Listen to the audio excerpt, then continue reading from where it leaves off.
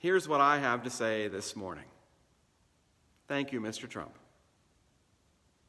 I was reminded this morning of a piece I wrote the day after Mr. Trump tear-gassed and shot rubber bullets into a peaceful crowd of protesters so he could stage a photo op in front of St. John's Episcopal Church, awkwardly holding a Bible. I told him then, thank you. I thanked him for not entering the church, not opening the Bible, not uttering a single word. Thank you, I said, for making it simply baldly obvious that it was just a publicity stunt for his supporters, momentarily even unnerving some of them, but only momentarily.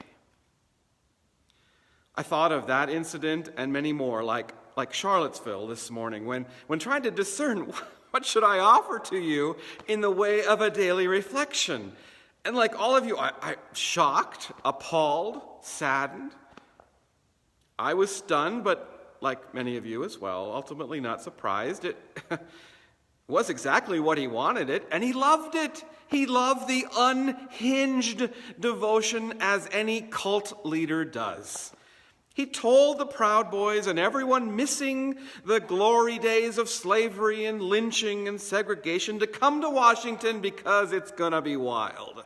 He ginned up the crowd and sent them off to the Capitol to drink the Kool-Aid. In my own life, I've been trying to focus on gratitude. And at our gratitude group on Tuesday night, I asked the 17 participants to share what they were grateful for in 2020. Don't just be glad it's a new year. Let's look back and ask, for what are we grateful?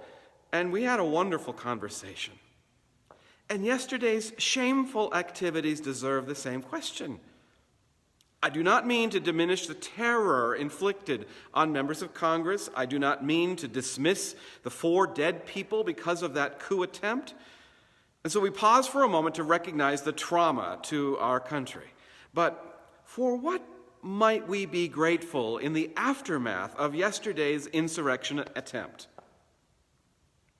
I am grateful because the evil acts of men must be exposed to the light of day. It is necessary for change. Yesterday was disturbing and hopeful. There were no winks and nods and dog whistles. We know KKK members used to walk around in hoods. Well, today they wave Trump flags and wear MAGA hats and walk around maskless so we can see them. White supremacy was on full display, and they're desperate. It was, I pray, the last gasping breaths of a death rattle. It's not gone, and this is far from over. But yesterday was a turning point. Politicians who disingenuously denounce violence but still support the lie of a fraudulent election are on notice as complete hypocrites. And the people who vote for them are on notice. We are moving forward as a rainbow nation of all races, creeds, and colors.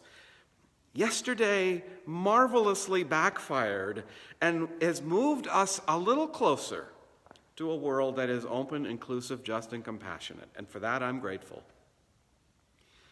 But it also cannot stand as a disturbing moment in time, momentarily even moving Lindsey Graham to flip-flop once again and denounce the president.